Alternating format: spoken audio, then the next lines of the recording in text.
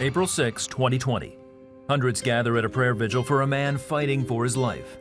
Award-winning musician and producer, Rodney Stepp. Best known as keyboardist for the iconic R&B group, The Spinners. His 60-plus year career has earned him respect throughout the music industry, with little slowing him down. Until now. In late March, while coming back from a gig, Rodney began feeling ill. I was a little worried about him, but I knew that he was tired, so I just let him sleep. But Monday was different. He had been sick for about a week with a very nasty cough. Then he ended up getting fever. That Monday, Sheena took her husband to IU Health North Hospital. There, Rodney tested positive for COVID-19 and was admitted for care.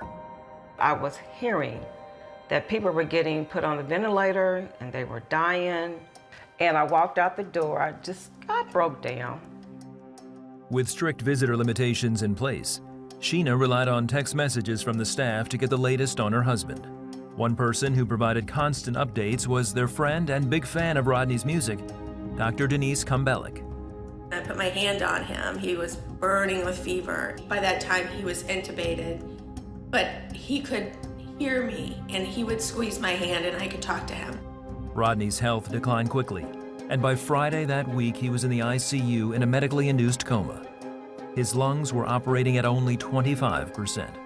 It was devastating. Rodney is and has been the love of my life for a little over 21 years. What am I going to do without him? Family, friends, and fans around the world offered up prayers. Over the next week, Rodney suffered renal failure, a clotting issue, and developed a GI bleed that required a blood transfusion. He really had every complication that you can imagine, and shared that with the group, that I was really concerned that he was not going to survive. I recorded a prayer for him, and I asked God to just continue to touch him from his head to his toes and let him know that he needed to fight, that he was loved, and everyone was praying for him. Sheena sent the prayer to Dr. Kumbelik, who played it back for Rodney. It was then she got an idea.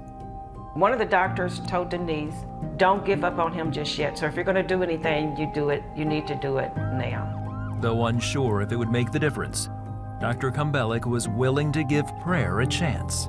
I think I said, I don't believe in miracles, but if you want to show me one, I'm here. I'll accept a miracle on this.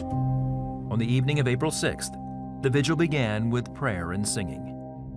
God is in this place. One more time, y'all, everybody. Nurses from all over the hospital came down and came out to the prayer vigil, and people placed the flags, wrote a prayer.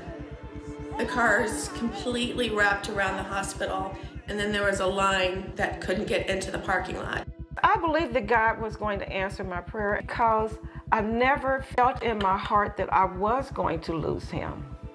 Having friends and family send you scriptures and praying for you and with you, there was just no way. From that day forward, Rodney's lungs started to improve, and doctors began weaning him off the ventilator. His lungs were getting better. The fluid was dissipating. But it did not stop any of us from praying. And I always ask God, thank you for everything that you have given me, and thank you for everything that you have taken away. On April 12th, Easter Sunday, Rodney was brought out of his coma, taken off the ventilator, and breathing fully on his own. When I first woke up, I was very weak, and I knew it was going to be a struggle. But that was still motivation for me to try to go home. I wanted to go home. Talking to Rodney for the first time when he got off the ventilator, I did start crying. 3 things he said. I love you. He asked me if I was okay and if the dog was okay. My last test, I had to walk the entire 5th floor. I was on the 5th floor, and I walked that 5th floor, and man, I had them trying to keep up with me. After 30 days in the hospital, Rodney was wheeled out to cheers from his friends, family, and medical staff. Dubbed the miracle patient, Rodney spent the next 10 days in rehab before finally going home. Would get off of each elevator on each floor, and there would just be lines of people clapping and cheering and wishing me well. Though Rodney's body and kidneys are weaker, he's focusing on the most important thing, that he's alive. He's even using his experience with COVID as the inspiration for a gospel EP titled C19. The only thing he did not do was die. He's our miracle. You know, we declared a miracle. I know I wouldn't be here without the power of prayer. God was listening, and the power of prayer is just, it's so powerful. Stay close to God. Pray, He hears, and He will come through.